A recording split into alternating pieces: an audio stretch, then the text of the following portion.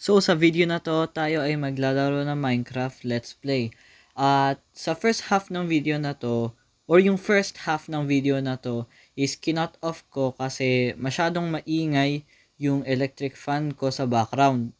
At nung mga 16 minutes into the recording, pinatay ko muna para pakinggan yung recording, tapos ang ingay nga niya. So, ang ginawa ko na lang, kinot off ko yung 16 minutes na yon. Tapos, papakita ko na lang sa inyo yung mga pictures or kakaunting clip nung nung 16 minutes na yun. Wala naman akong masyadong nagawa. So, papakita ko lang sa inyo yung progress ko. Tapos, makikita nyo naman sa mismong video na wala akong masyadong ginawa sa 16 minutes na yon. And, nagyap lang talaga ako. So, kung magustuhan nyo man yung video na to, mag-like na kayo at mag-subscribe na din kayo. Makakatulong yun ng sobra sa akin sa paggagawa ng ganitong klaseng mga video. At kung hindi nyo nagustuhan yung video, pwede naman kayo mag-unsubscribe. Libre lang naman yun. And yun, hopefully ma-enjoy nyo tong video na to. Para makita nyo, hindi ko chinit to or wala akong ginawang iba kung hindi mag-gather lang ng mga gamit. Tapos siguro i-clip in ko na din yung ibang sinabi ko dun tungkol dito sa Minecraft, kung bakit na boring ako at kung bakit naboboring yung ibang mga player din dito. Kasi yung level ko na si Phil's sa gear ko, sa lahat ng gamit ko, sobrang OP ko na nun. Tapos nawala bigla yung spark. Sabi ko sa sarili ko, ganito ba talaga yung Minecraft? Ganito ba talaga ka-boring yung Minecraft pag nagawa mo na lahat nung halos kaya mo gawin? Kung maingay masyado, isa-summarize ko na lang. Ang Minecraft, isang laro to na dapat hindi mo nililimit sarili mo kung anong kaya mong gawin.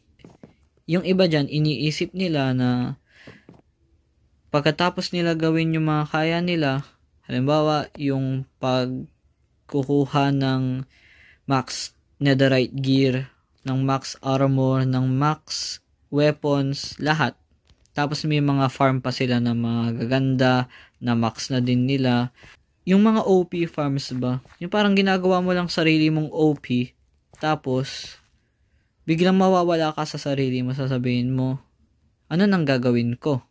Tapos tatama din ka na gawin yung mga simpleng mga bagay na dapat ginawa mo nung una. Yung simple bang pag halimbawa gumawa ka ng isang bahay, tapos nung nag-advance ka na, tapos nung lumakas ka na talaga, titingnan mo lang ulit yung bahay na yon, tapos sasabihin mo, ay, dyan ako nagsimula. Yan yung pinakaunang build na ginawa ko bago ito pang mga ibang ginawa kong build. You will feel a sense of nostalgia and a motivation kasi ginawa mo yung lahat ng yun, yung mga builds mo, yung unang bahay mo, yung unang big project mo, unang mega project mo, ginawa mo lahat ng yun as you progress. So enough yapping na. Ako yung mag-start na, kanina pa ako dito, pang day 2 na ata to. Ang gagawin natin ngayon, gagawa tayo ng bahay. Hindi. Magsisik tayo ng iron. Kasi, naka-hard mode tayo ngayon. Sobrang hirap sa Bedrock o sa Pocket Edition. Sobrang hirap sa Bedrock Edition maglaro pag naka-hard. So, mag-a-iron tayo para hindi tayo agad mamatay. Siguro from this point on, habang magra-grind ako, i-speed up ko yung video. Okay, let's go.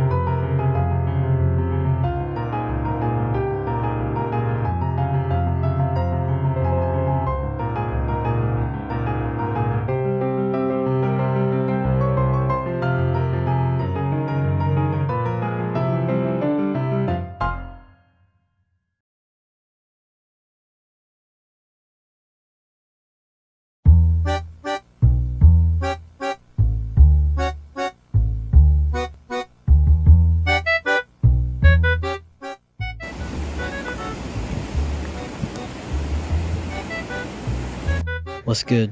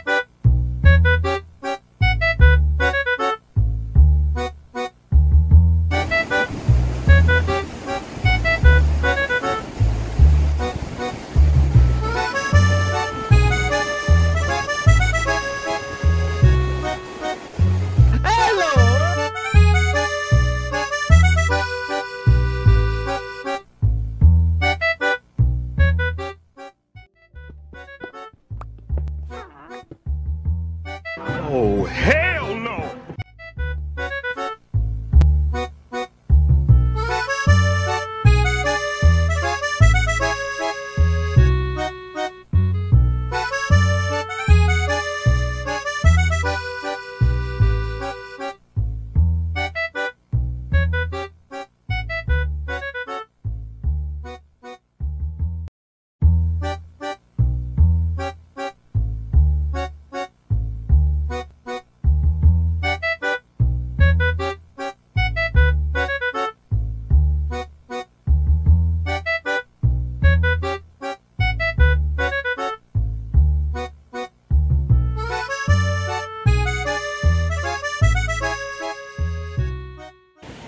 So, kanina pa po ako nagmamine at ito na po yung last vein. Ito na yung last vein na minayin ko ng iron. Pero meron na tayong 50 iron. Raw iron, sorry. Tapos babalik na tayo sa taas. Ayun lang naman yung gusto kong gawin. Kumuha na ng 50 na iron tapos babalik na. Kasi kailangan ko gawin lahat ng gear ko. Nag-strip mine ako. Ang hahaba ng mga strip mine na to. Kasi masyadong delikado, mas lalo na sa cellphone at pag malag ka kung sa mga cave ka nagda-dive. Kasi sa version ng Minecraft 1.21.92 dito sa Pocket Edition, gawa ng Render Dragon, hindi na makakapag full bright ang isang player. Kaya nakakainis lang kasi hindi ako makakapag cave dive hanggat sa wala pa akong night vision. Kasi sobrang delikado talaga ng caving ka ng walang magandang gear. Tapos hindi mo pakita masyado surroundings mo. Kasi naka-hard nga ako. Tapos naglalag pa ako sa cellphone. Dito na ako mag-smelt. Okay. Nakakita ko ng maraming lapis no sa pagmimina ko. Dito na ako mag-smelt kasi wala lang. Para hindi na muna ako tataas doon. Pagtaas ko may full iron armor na ako. Yeah. Pero ayun nga, hintayin ko lang to mag-smelt at balik ako sa inyo pagkatapos. Ayun na, par. Meron na tayong halos kalahati na ng armor natin. Tapos gagawa tayo ng sword, pickaxe, tapos bucket. Kasi ang bucket, essential yun. Ito na nga, full armor iron na tayo. Kailangan na lang natin sword, pati pickaxe. Gagawa na ako ng sword para yung pickaxe. Pati shield pala. Isa yan sa mga essential sa masala na sa Pocket Edition. Sobrang essential nun.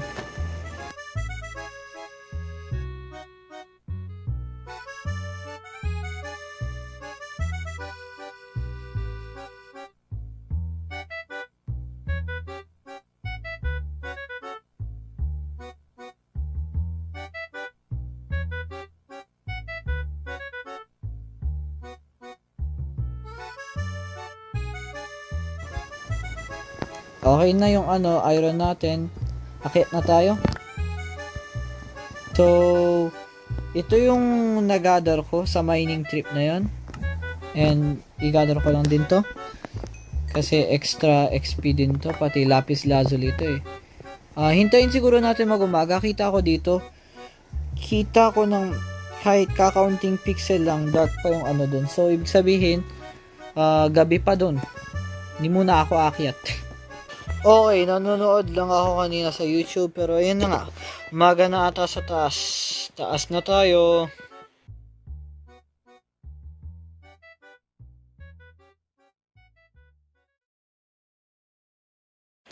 Ito, nagbabalik na tayo sa taas at naulan. Napakaganda talaga ng daron. Pero kahit naulan, hindi ako mapipigilan nan gumawa ng bahay. So, feel ko ang bahay na gagawin ko lang ngayon, parang simple hut lang. Para ma-store yung gamit ko. Tapos, ayun nga, ma-store yung gamit ko. Yeah, somewhere. Pwede naman dito sa taas. Actually, feel ko kuha ako dito ng dirt. Saan ba pwede kumuha ng dirt? Dito lang.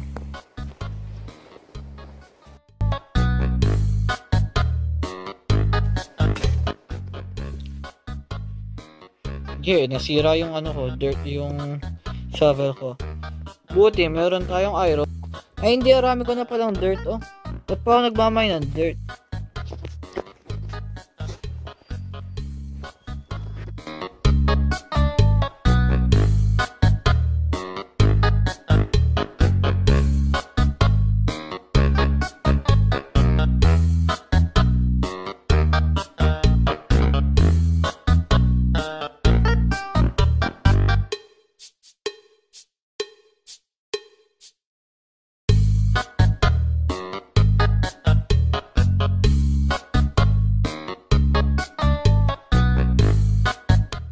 Pero already looks bad. Pero hindi, promise, trust. Bigyan nyo sa akin ng tiwala nyo. Tiwala lang kayo.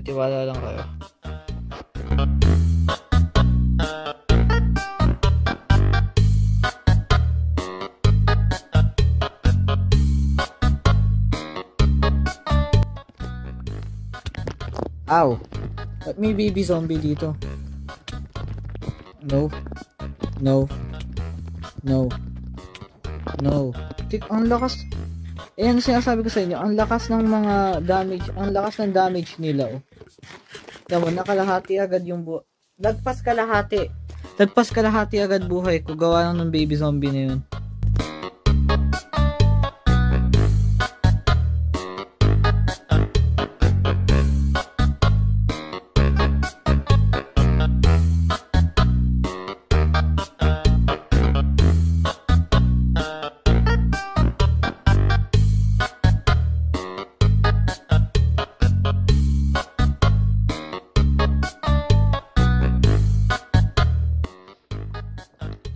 Ito yung plano ko.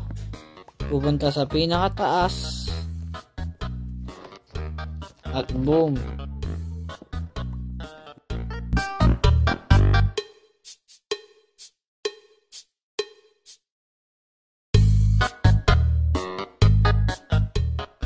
Yan, na-chop down na natin yung buong tree. Meron pa natira doon pala. Okay.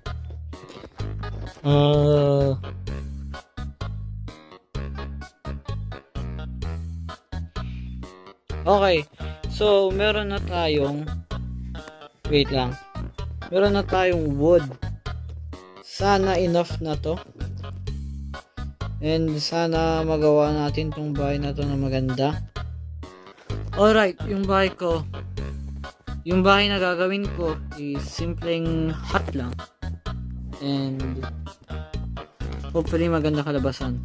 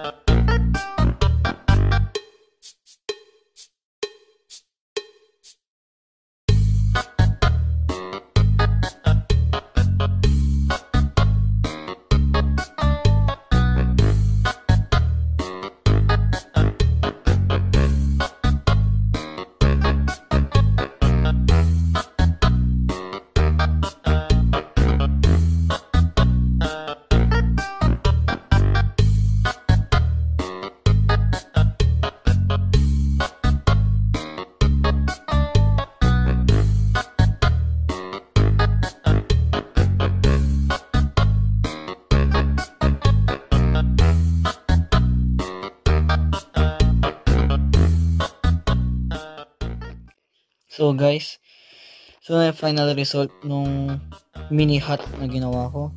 And hindi siya maganda, pero hindi din siya siguro pangit kung sabihin. Ilalagay ko lang dito naman yung mga gamit ko siguro dito, furnace, chest, crafting table.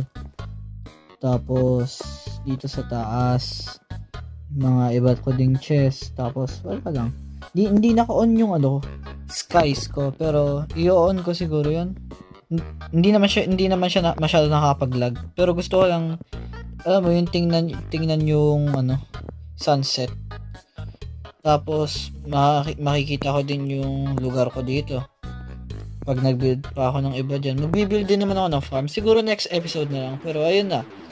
Ito na yung bahay ko. I-move ko na lang siguro yung mga gamit ko dito mamaya. O next episode. Hindi, next episode na move ko na yung mga gamit ko na yan. Dito ko na siguro muna tatapusin yung episode na to. At next episode, gagawa tayo ng farm. Kung gusto nyo. Actually, i-comment down below nyo kung ano gusto nyo i-build ko next episode. Pag nagustuhan nyo itong video na to at episode na to, mag-comment down below na kayo kung anong gusto nyo i-build ko next episode, or kung gusto nyo pa ba ituloy ko tong series na to. At okay, bago ituloy ni Past Shadow yung outro niya, sasabihin ko lang yung pangalan ng series na hindi ko nasabi sa video is Minecraft Survival Core. In short, MCSC. And yun nga, excited ako sa series na to. Sana magustuhan nyo at mapatuloy ko pa. Mag-like and subscribe na kayo kung nagustuhan nyo yung episode na to. Nakakatulong talaga yun sa akin para gumawa ng mga episode at video na katulad nito. And ayun lang naman, libre lang din naman mag-subscribe, kaya mag-subscribe ko na. Pero ayun lang para sa ngayon, and see you next time. Bye-bye!